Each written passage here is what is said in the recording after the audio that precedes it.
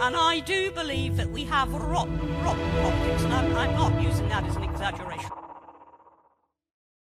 Your Prime Minister decided in advance that these people were, what did he do? All the modern excommunications. They were Nazis, they were white supremacists, they were anti-Semites, they were probably homophobes, they were misogynists, they were probably transphobes, etc., etc., etc. He did all the things you do in the modern political age if you want to just defenestrate somebody who's awkward to you. And then he brings in the Emergency Powers Act. Now, at such a time, what would the mainstream media do?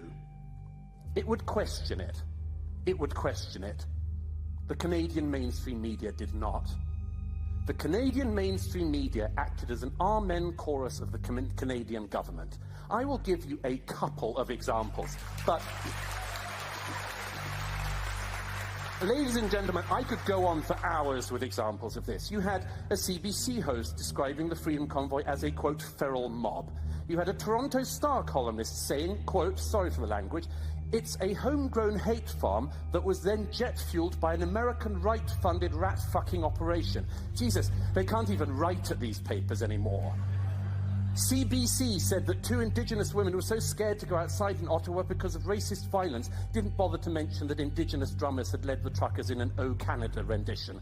The National Observer said that the many black and Indigenous Freedom Convoy supporters were in fact duped by the truckers. The Globe and Mail reporter said, my 13-year-old son told me to tell protesters I'm not a Jew out of fear of anti-Semitic violence, without mentioning that one of the leaders of the convoy was himself Jewish. Now, why is this so rancid?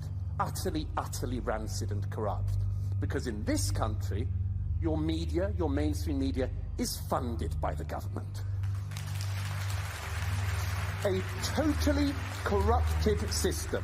In 2018, election year, coincidence, the Canadian media is given $595 million over 5 years.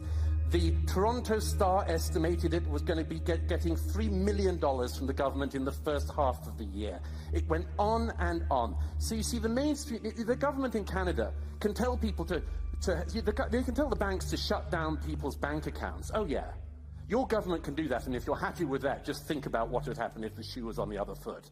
The government can do that, but in Canada, they can also tell the media what to do. And the media does the bidding of the Canadian government. That isn't a free society's media. I've seen unfree countries all my life. But this, in a developed, liberal democracy like Canada, is a disgrace. We're not saying don't read the mainstream media. We're just saying don't trust them.